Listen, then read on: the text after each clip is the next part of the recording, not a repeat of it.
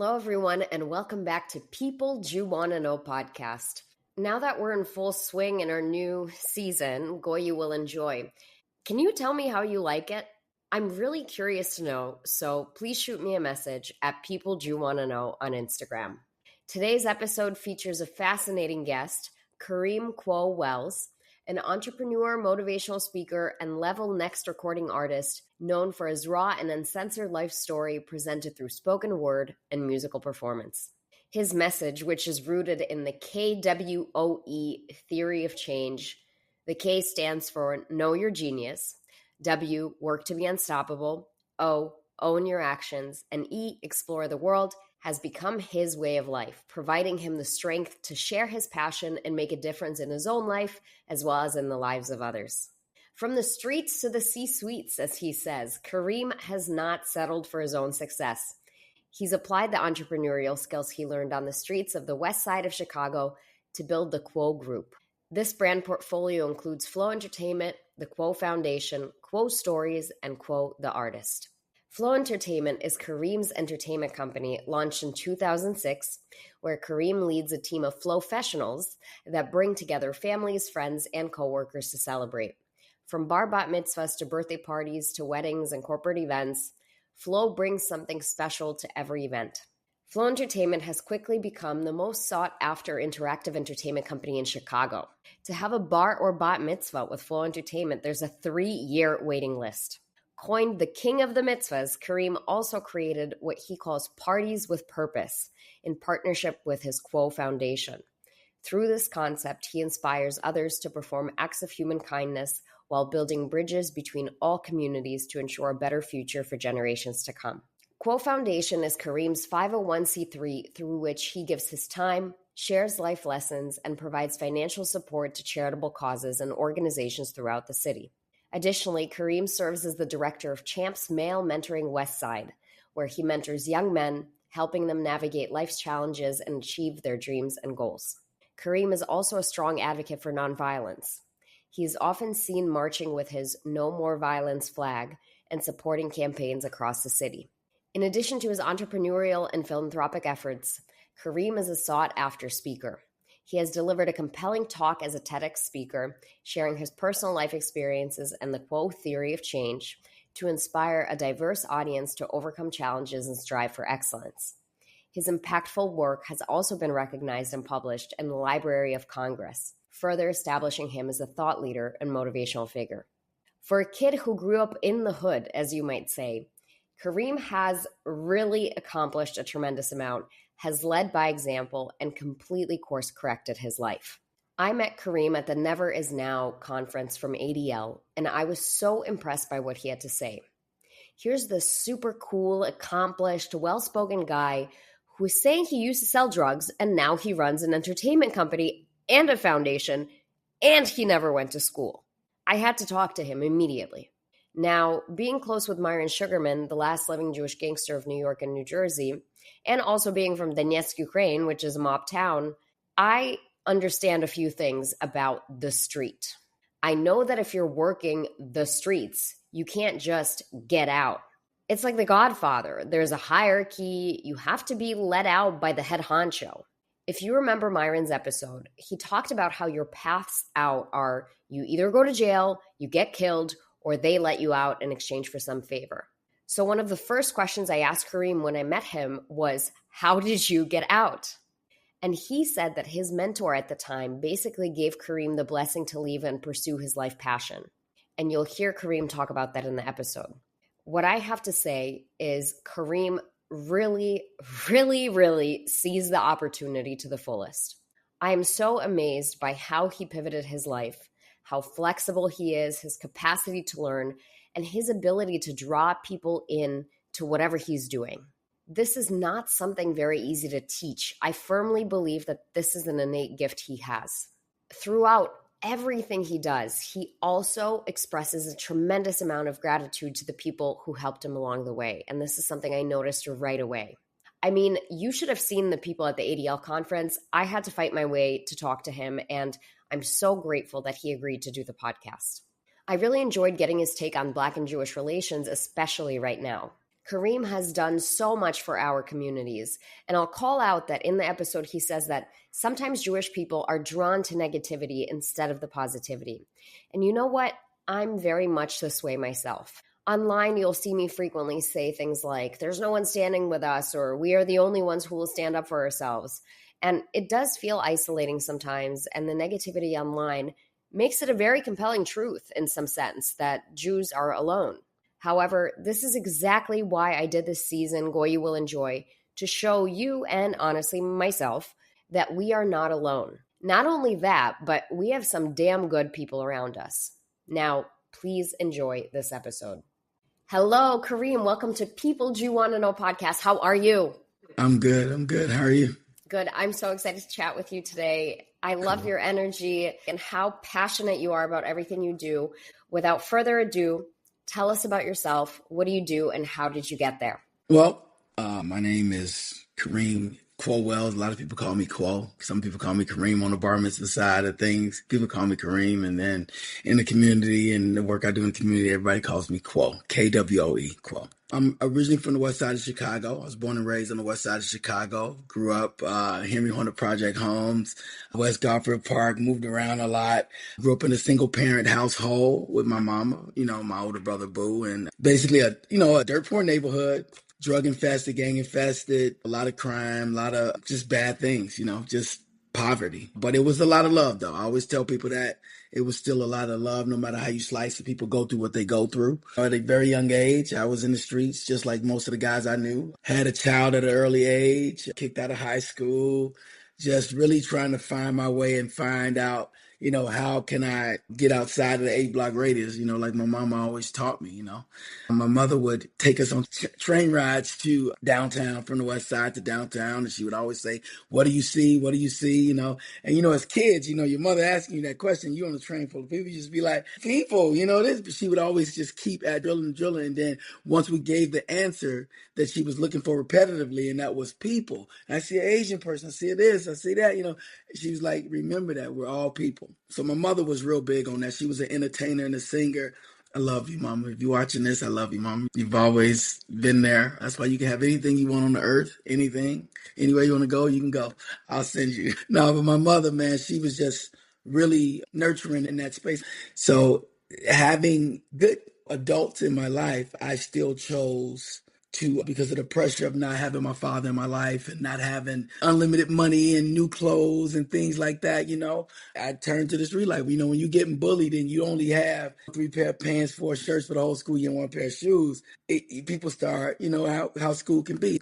We called it riding where I was from, They would just ride you, and make fun of you. It was like Def Comedy Jam times 5,000, right? If you ever watched Def Comedy Jam, the comedians on there, they did not spare anyone. That's what high school was like. So having that pressure put a chip on my shoulder. It made me really want something out of life. I wanted more, so I turned to the streets. There was a guy by the name of Chief Marshall Hill and a bunch of other guys from the community that were doing things in the community. But Chief was one of those guys, Chief Invest. They were those type of guys that believed in you. Chief really believed in me, man. He really, not only did he show me how to move in the streets and how to, respect people and how to do certain things a certain way. He also was the person that after a while, after making all that money and doing all the things in the street, he was like, you can't do this no more. He saw that there was something in me, saw I had, a little bit of talent and was like, I'm in a rap group in disguise, we rapping and doing this whole thing. And he saw that. And so he gave me 3 choices, at the time. I had already been kicked out of high school.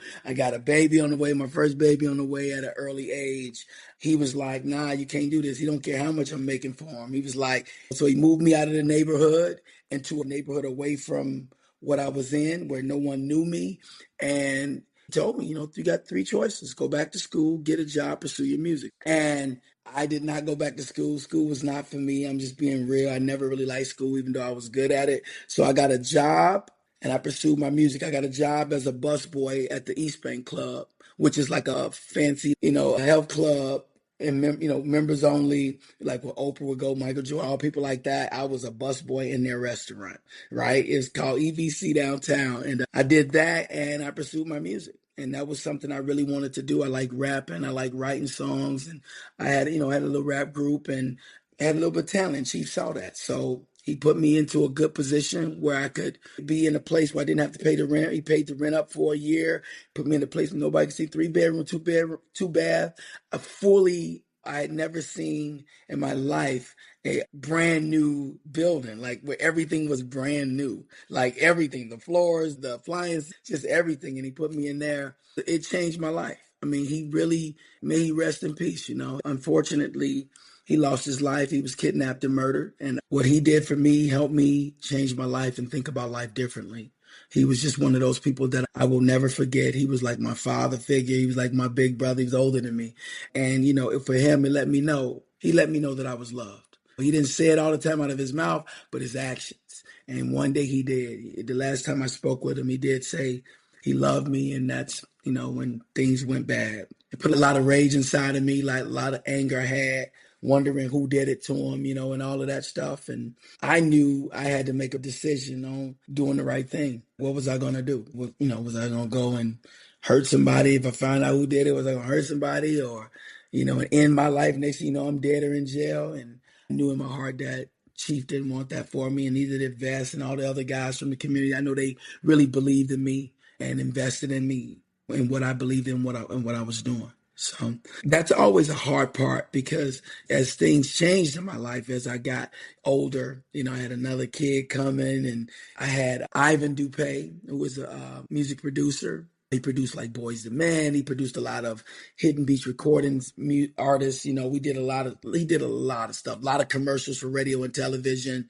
He produced a lot of independent artists. He had an independent label called Level Next Music. He had, which my group In Disguise and group I was in at the time, and a genre and just different artists that were on the label. And Ivan was just a super good guy. It was like God was looking out for me. And when Chief left the earth, it's like Ivan was there. He was there to be that mentor. But that was the first time I had met a black man that finished college. He went to school for engineering and he had both of his parents in his life. And, you know, he grew up on the east side, he was a south sider and then turned into a south suburbanite.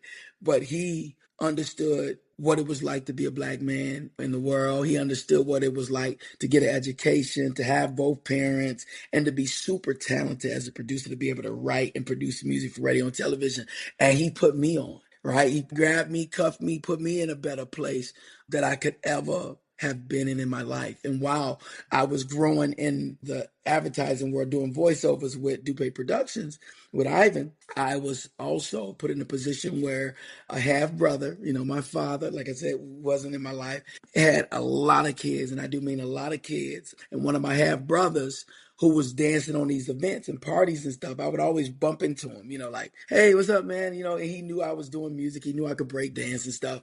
And one day I was at the studio working downtown and I got a call from him saying that they needed an extra dancer because one of the dancers was sick and couldn't make it, but they were under contract and they had to have another male dancer, you know. And I was like, okay, where is it? And it was down the street at this place called Excalibur. I went over there, got in there, and I was like, yo, you know, I didn't know, you know, what the event was. I didn't have a clue. I get in there and I'm like, yo, why are all these kids in here? I know this is a nightclub. Why are these kids up in here? And all these adults like packed. So I went to the guy. I was like, man, what is it, like his 50th birthday or something like that? I pointed to the guy. He's like, nah, it's his son's party. And I was like, I was blown. I'm talking packed. They had the entire nightclub, both floors.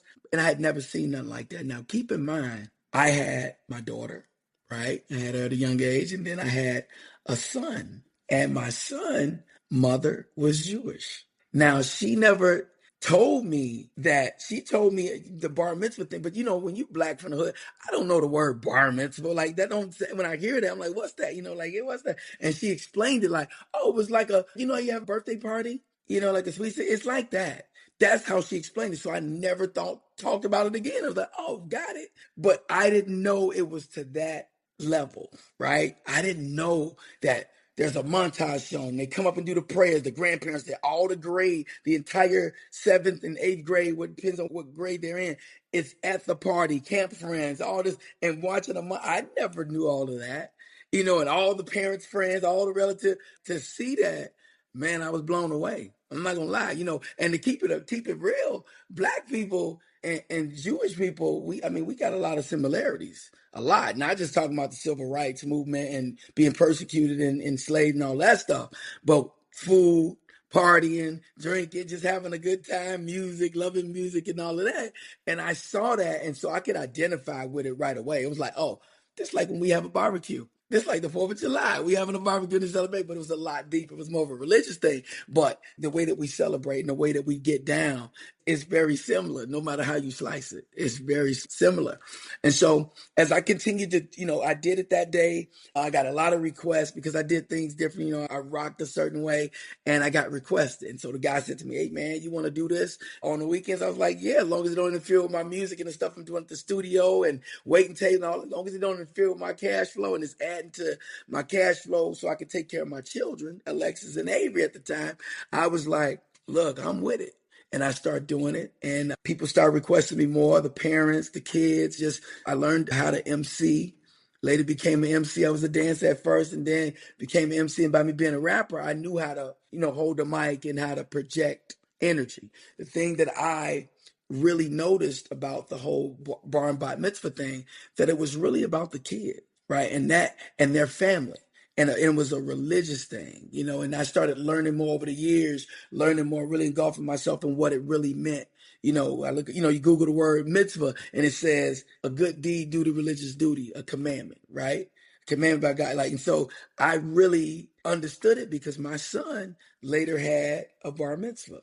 So I understood it to the fullest, to whereas I went to the synagogue at his service and really learned, just everything. That was years ago. I never thought in a million years I would be in the space that I'm in. And when I say the space that I'm in, today in 2025, I'm called the king of the mitzvahs. And I don't just rock parties. I don't just do the party. I actually do the day of service. The kids have to do a day of service where they're giving back and showing that they're now young women and young men, becoming a man and becoming a young woman. And they do a service, a day of service, a mitzvah project. And I've adopted that 10 years ago, and we call it Parties with Purpose, right? I actually, with my 501c3, it's called the K.W.O.E Foundation, and we actually do the mitzvah project with the kids. So through Flow Entertainment, in conjunction with my 501c3, we partner up with the family and the kid, and we figure out what that mitzvah project is going to be. We've done stuff from sports equipment to soccer day to basketball tournaments. We've done feeding the homeless. We've done some of everything, and it has become something that gave me purpose in doing this because I made a lot of money doing it. We've been doing it for years and we've grown and we're booking out 3 years in advance. We've been doing that since day one. And I needed purpose in this.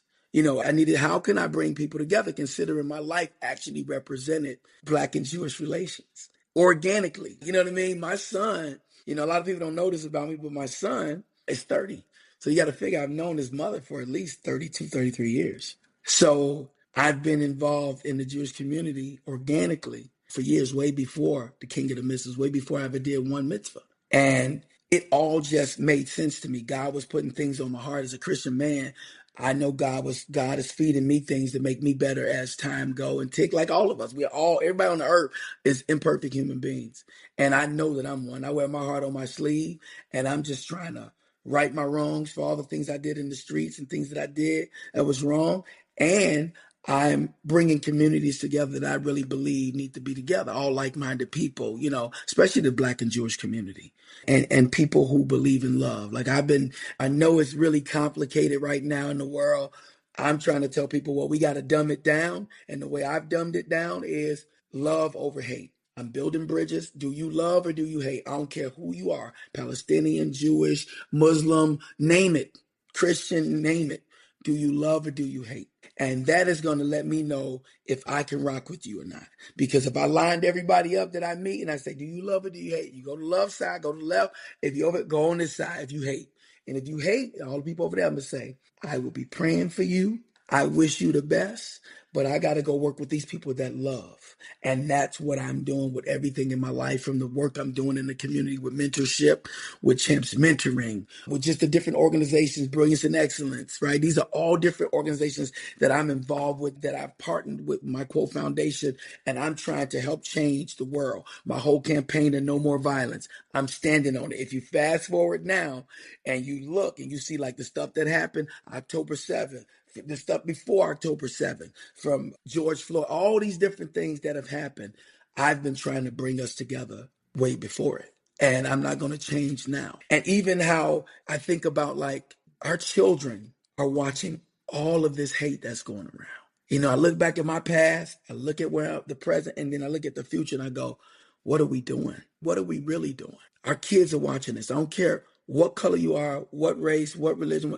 Our kids are watching all of this hate and all of this violence. They seeing it, and we're setting them up for failure once again. We're setting them up for failure. Because the truth is, if you go back to the civil rights movement, Martin Luther King, Rabbi Heschel, the different rabbis, the different people that were really down with the civil rights movement, they set us up to win. And unfortunately, we all got very comfortable and we got on the comfy couch. This is the truth. We all got very comfortable and got on the comfy couch. And now you fast forward and you see all of this negative, all of this hate. And, you know, you see the propaganda on social media, you know, blacks and Jews don't like each other. And then I'm in my head, I'm like, that can't be true, because all the Jewish people I know and I'm rocking with, we show love and respect to each other.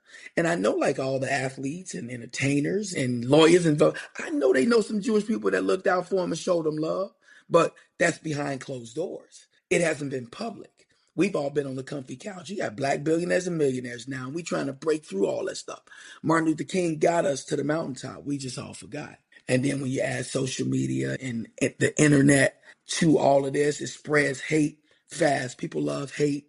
They love negative stuff more than they love. And it's proof by when you look at videos and you see a video of somebody getting their brains blown out, you see 700 million likes on it, you know. But then when you see someone feeding the homeless or mentoring kids and young boys and young girls, and it gets 6 likes, maybe 1 comment. And it's a shame. When I think of Facebook and X and all these different platforms, shame on them. And I mean it from the bottom of my heart. And just like when I was selling drugs and destroying the community, shame on me. I ain't no better than them. Shame on me. But I got to take, accountability. I own my actions. What these letters say, know your genius, work to be unstoppable, own your actions, explore the world. And I'm doing that. It's my theory of change. It's what's got me here today on your show. Even got me to, I met you in New York at the ADL conference. That was a great experience. You hear all this stuff about the ADL, people like, they hate, they only care about Jewish people. They only, you hear all this stuff, this propaganda, things of that nature. Me, I'm not Republican or Democrat. I don't claim any political thing. I'm not, do you love or do you hate? So this is who I am, raw and uncut. I am my mama's son.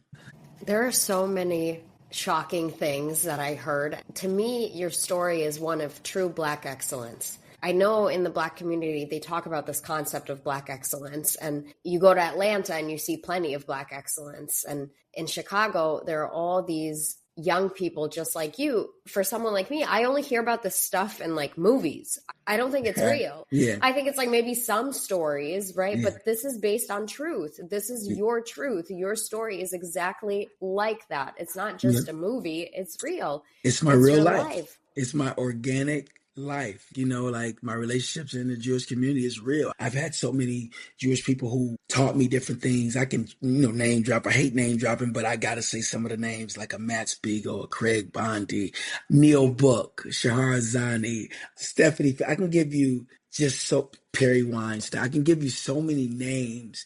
Andrew Castle, just people that I think about over the years who I love, and Suzanne Muchin, people who just really believed in me. Not because I was Black, but because they saw love in me. They saw something in me that I saw. Same thing. I saw something in them. Most of them people, I didn't even know what they did for a living. I just knew I was, rocking a mitzvah, a family member's mitzvah. I didn't know what most of them did. I never asked. I just cared about who they was as a person. just the same way they had to do with me. They got to look at me as a person, as a human being. And I just want to move in love, man. Like I want to bring love to the world. And people say, how you do that? Well, by inspiring. That's how, by my everyday actions. And if I ask, how are you doing that? When I'm sitting with my mentees on Mondays and Thursdays and going into the schools, when I'm working with getting food to the homeless, doing food drives, I'm in clothing drives, things, just different things that I do. And then the kids are the key. If we really want to see the change, it's through our kids. It's through the kids. Adults, we have been messing up. It is time to fix it and work with the kids. That's why I'm so grateful. And I feel so blessed that God put it on my heart to create Parties with Purpose. I was saying that years ago, not 5 years ago because of COVID. I was saying it long time ago, Parties with Purpose. And I believe in it. I believe in bringing those kids together. I believe in bringing different people from different areas together.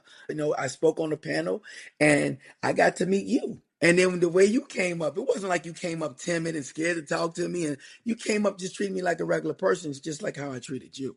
And that's what needs to happen. And then when you told me you had a podcast, you're like, I want you on my podcast. No, I know I want you. And I was like, what's the name of your podcast? You said, people, you what? She's like, you want to know? I thought that was dope. I thought that was really cool, the name of your podcast, right? I was just like, I'm feeling that. I love the play on it and that you wanted non-Jews on your show. You didn't just want Jewish people on your show. I think that's great. Like I went out to the Simon Wiesenthal's Museum of Tolerance in LA. I got a chance to do that with Allison Slovan, and I did it with Nancy and Michael Reinsdorf and just a few other people. And it was a great experience. It was great to go meet the staff there, the people that run the Tolerance Museum. And I just saw some great things in there. And I told them, I said, the people that come up here, who's coming in? They were like, it's mostly kids who are non-Jewish. And it's not a Holocaust museum. It's a museum of tolerance. It got stuff in there on the civil rights. It got stuff in there about everything. And they're doing like a $19 million remodeling phase they're going through. And I said, every kid in the world needs to experience that museum. And I know they got a bus in Chicago, like a mobile bus that they send around. I said that needs to go in every community. It needs to be everywhere because it allows for our children to come together and learn from the past and learn how to maneuver through today's times, all the negative things we're seeing now. It teaches you how to build your tolerance and strengthen your love and respect for others. And that I love, period. I love that. But yeah, I went there. Just recently, I went to the Nova exhibit in Toronto. That blew me away. I took a trip with Neil Book and Shahar Azani, and we went out there and just to see the Nova exhibit. And, it is deep.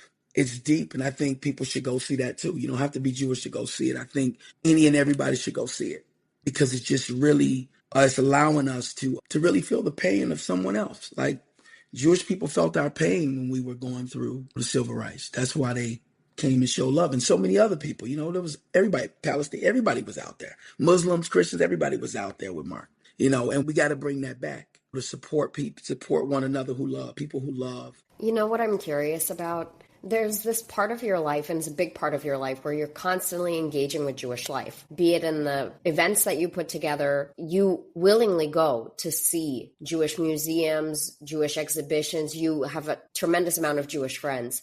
And then there's this other part of your life where you do your music, where you're probably not engaging with Jews as often. I'm curious if you've had any experiences where, somebody comes to you, they're not Jewish, and they're like, oh, I see you do this whole part of your business that's dedicated to Jewish programming and you're so involved. But the Jews, they're so rich and scary. Or, they say something that's like mistaken or anti-Semitic. What do you do in that moment?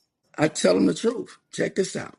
From the flow entertainment side, I employ Black dancers, DJs, MCs, and they get to go and make money and do what they love.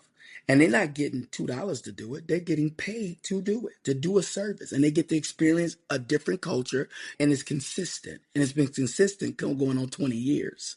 So I'm employing. I am also connecting because China is one of my female MCs. She's making cakes for families. She got a little caking company she started on the side. She's a really dope MC, but she's doing it, and she's doing it in the Jewish community as well. And in the Black community, so I tell people this: How many Jewish people do you know that you can even say that?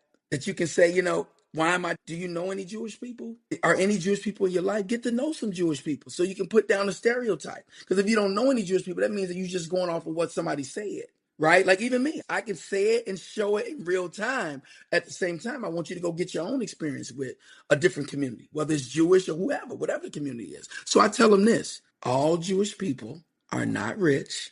Jewish people don't own everything, because if Jewish people owned everything, especially today, I tell them if Jewish people owned everything, wouldn't they do this right now? If you say one more word about Jewish people, it's a $500,000 fine, and we're going to put you in jail. Because if it was me That and would black be the people had, most Jewish thing of all, to fine everybody a bunch of money. fine them and tell them, yo, you got to give it up now. Because as a black man, if I had the power to go, if I had all the power that people are saying I got, I'm stopping everything. Let all black people out of jail that are in there for weed and for small drug, get them out of, I would be changing everything. And you don't see Jewish people doing that, because you see what's happening in the schools and you see so it can't be true. So I'm speaking from my life experience, from you cannot deny me my life experience. And how are you going to deny? And I have to tell people this: my son is Jewish, and my son believes in Christ. And people may not want to hear it, but it's what it is. His mama's Jewish. He had a bar mitzvah. His grandmama Jewish. His great grandmama Jewish. His relatives are Jewish, who I've known. So I'm not going to hate them. They showed me love. I'm going to show them love. All the friends and all the business things that I've done over the years, people who have worked for me and with me who have been Jewish, I'm never going to treat people differently because of their religion or the color of their skin. I just wasn't raised like that. Let me say, it's all God. It's God. God has been watching out for me forever, for years. God is making a crooked stick straight. He's blessed me with everything, and there's no way I could go and hate people. And I was at DePaul University when the encampment broke out, just to hear all the people say death to America, death to Christians, death to Jews, and I'm like, well, I'm a Christian and I'm American, no matter how you slice it. It's not okay. If you think hate is okay, you are part of the problem. I don't care who it is. What advice do you have for Jewish people who are scared to have conversations with people that might disagree with them, especially minorities who, a lot of them support the more progressive movements, which quickly diverge into anti-Zionism and hating Israel? I wish it weren't that way, but that's just the reality of these progressive, quote unquote, spaces. Well, the first thing is, nowadays things are too complicated but very simple. They made Facebook and Instagram simple. Do you know why they put the like button? Because everybody wants to be liked and loved. The little heart, everybody on this earth, they know that. That's why it's on there. It's not on there just because So what I tell Jewish people is this: love yourself and be proud of who you are. Wear it with a badge. If you running around here scared to wear Star David or your kippah or whatever, you are dead wrong. Wear it, because check it out. I gotta wear my Star David. Here it is. Look at my Star David. Look at my Star David. I gotta wear my who I am on me at all times. I can't change the color of my skin. I had to fight through it. I had to do what's right, be proud of who I am. I'm gonna make my mistakes, but I'm gonna correct them at the same time. I tell every Jewish person, kid, woman, man, and child, and I tell everybody this in the world: be proud of who you are. It's that simple. Because a bully gonna smack you once. You let him smack you once, he gonna smack you 10 more times. And you let him smack you 10 more, you might as well just start writing them checks and just say, here, don't hit me no more. Don't hit me no more. You have to stand up, but most importantly, you have to keep God first, agape love, and love over hate. So be proud of who you are. It's that simple. That's what it's gonna have to be. Because if you running and hiding, you just as worse as, hey, it's like me claiming I ain't black. It's me like saying, don't call me black. And you Jewish. I know you're afraid of what's going to happen, but the truth is, if something's going to happen, it's going to happen. That is the truth. If something is going to happen to you, it's going to happen. For instance, I was supposed to go to Israel on Memorial Day. I was getting back on the 3rd, but my flight was canceled. All flights were canceled out of United. The people I was going with, the JU, Josh Hers and the JUF and all just different people, got canceled. Then United canceled all flights going in and out. I didn't get to go. It would have been my first time in Israel. It happened. But am I afraid to go over to Israel and visit Bethlehem, Jerusalem, the wall and all, and just see the culture and just no? And I heard there's missiles dropping. They keep saying this Iron Dome thing. So to all my Jewish people, I love y'all. Don't be making no excuses for not going on the west side and south side because you're scared. Because I was going to Israel and dropping bombs. And somebody can blow up something at any minute. So there's no more excuses of that. That's out the window. We got to visit each other. We got to partner up and come see each other. Life is going to happen. So I tell you, Jewish people, I mean this with love to all my family and friends. Be proud of who you are. Stand on it. Stand on business. Straight up. And you got to connect with your allies. And it may not be comfortable to do it, but you have to, because the truth is, we've both been on the comfy couch. You can say, well, I wrote a check. Man, I ain't talking about no check. Because the people on the west side of Chicago don't know who that check coming from. They don't know where that money coming from. You got to speak out. If you see somebody in your community talking bad about black people, and how come they not here, and they stop them and say, I know this guy named Kareem Corwells. I know this lady by the name of Dana White, this black woman who has a tie with the HBCUs, who really trying to make the connect. I think she's in Israel right now, right? Going to Hebrew U and visiting, with a different organization she's going out there with to build some bridges. It's a lot of black people out here who support Jewish people. If you fall into what hate wants you to believe, you're the fool. Hate wants you to believe that no black people care about you. See, black people don't like you. Black people don't like y'all. There's a lot of Christian black people. There's a lot of black people who are not Christian, Muslim, black, who don't have no problem with you. Attach to them, not the hate. Don't spread the hate. Spread the love. Because when October 7th happened, on October 8th, I saw so many Jewish people following the hate versus the love. They followed the hate more.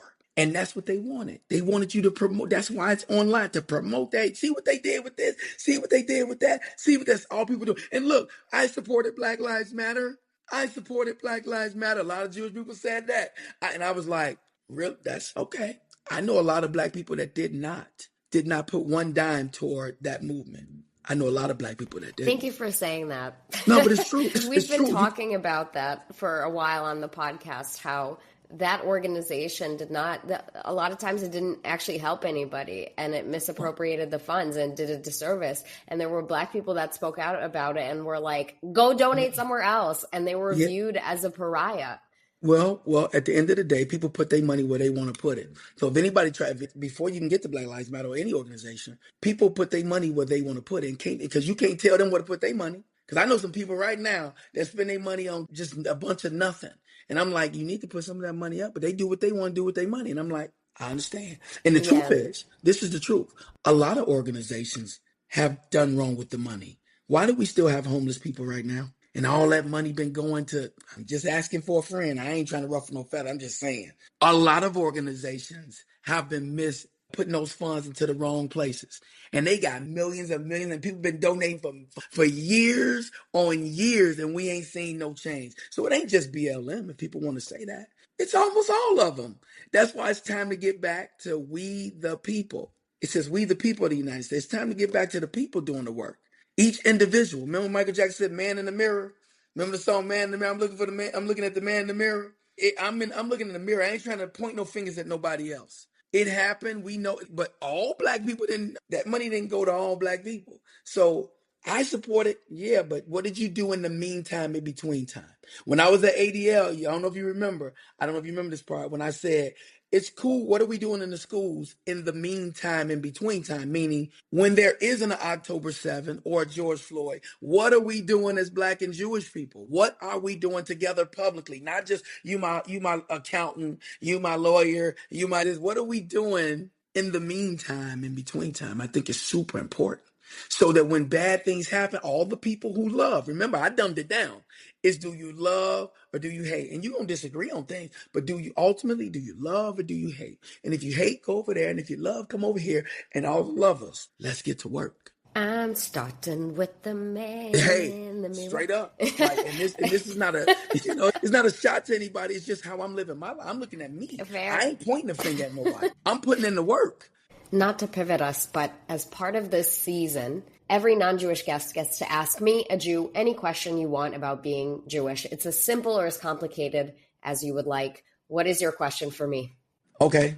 This is a question I've asked different people just to see what they would say. There's stereotypes out there, right? There's a bunch of stereotypes. There's a bunch of things that people, when they think of black people, they automatically think black people do. Like, black people are violent. I mean, we get the stamp. The truth is, black people have gotten that stamp of we the killers, the murderers. We do every, we uneducated. But then again, we might be smart. We get everything stamped on us, right? So one of the things that I can say as a black person, right? And the data shows it too. When it comes to violence, we got 13, 14-year-olds shooting one another. And now I know people say, well, there's a reason for that. We know that. We know that was a system in play, taking the fathers out of home. We can go down that hole. I don't want to do that. I'm talking about right here, right now. I could say, I really hate that our babies are shooting one another. And they're not doing it every single day in 9,000 every day. It's not this crazy, but it's real numbers that are alarming numbers that C. Dolores Tucker spoke on about 90s hip hop. She spoke on it. If you Google her, everybody, C. Dolores Tucker, black woman. And I was listening to my hip hop and all that night. She said, it's going to be a day where black kids are going to be killing each other at a young age. They're going to be shooting each other and killing each other because of this music and because of this system. And she said, women going to be calling themselves bitches and hoes. She said that. And was she right is what everybody needs to ask themselves. Was she right? It's 2025 now. Is that happening right now? 100% right. So that thing that I know 13-year-olds and young kids are killing each other, and I can say that about black people, and it's hurting the community, it's hurting things, and I hate it. I can actually say that. What do you say that Jewish people do that you know is, I can't stand that we do this, and why are we doing this, and we need to stop it? So what do you have? And I just want to know. There's one thing that bothers me about Jews that affects, I think, the Jewish community. And then there's one thing that bothers me about Jews that affects how non-Jews perceive us. So I'll share both. The thing that bothers me about the Jewish community that I think is damaging to us Jews is this desire to be just like others. Black people, we're just like you. We also had a hard time in the civil rights movement. Muslims, we're just like you. We also keep kosher and can't eat pork or whatever. And it comes from this internalized antisemitism where if we just assimilate, if we just seem like other people that are tolerated, we won't get hurt.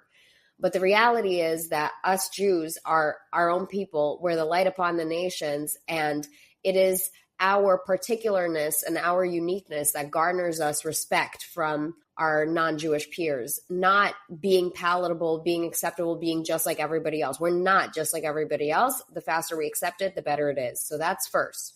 The second thing that bothers me is more about how Jews act and in the way in which non-Jews perceive them.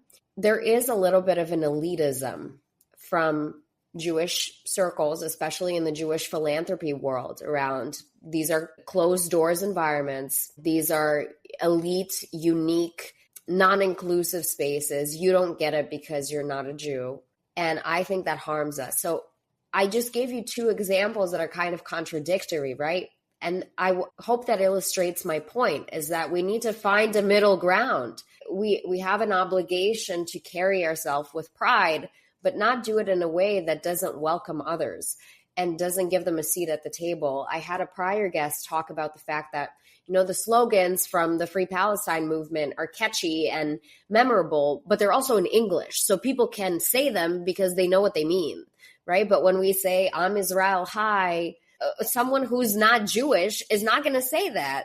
It's a little much, right? It's not inclusive. So how do we tell our story in a way that brings people in? They're like, wait, this is cool. I want to learn about Jewish people. I want to understand these people because they're different. I appreciate you sharing that openly honest. I've gotten a lot of answers from different people. I have some people that said, I can't think of anything. I respect it. But I think Jewish people just need to stand on who they are, period. And look, unapologetically, be Jewish. Black people got to be unapologetically black, straight up. Like, I ain't make no excuses for me. I put the work in. I did what I had to do. I treated people with respect and all the things I needed to do to be successful, right? Same thing with this relationship between black and Jews. You got to be yourself, and you can't be ashamed of it. Yeah. Kareem, how can people connect with you on social media and learn more about your work? If you want to check me out, y'all, just log on to K.W.O.E group.com. You can go to Instagram, K.W.O.E on Instagram. It's Kareem K.W.O.E on Instagram.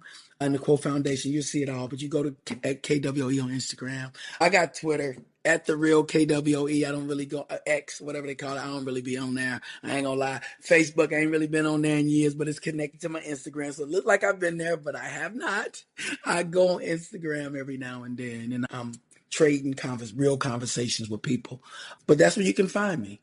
You can find me there. Click the link. You gonna have the link. Hey, y'all, make sure y'all check out People You Want to Know. I think it's dope. I think it's good. I love you, how feisty you are too. That was another thing. You was just real, like you didn't care. You was on it, and I love it. Thank you for having me on your show today. I really appreciate it because it's been a rough week. Let me put it to you that way. I got a rough last week and this week's been pretty rough. I had a lot of events and a lot of things that happened that I'm dealing with. And I'll tell you about it offline. I'll call you when we get off. Thanks so much for doing this. It's been a real privilege. No, thank you for having me. I mean that. And I hope this touches a lot of people's heart and we can get some people, engaged in this for real talk. Just so you know, thank you. Thank you. If you've enjoyed this podcast, please go ahead and rate us 5 stars. Be the first to hear our episodes by subscribing to People Do You Want to Know wherever you get your podcasts. And for exclusive content, follow us on Instagram at People Do You Want to Know.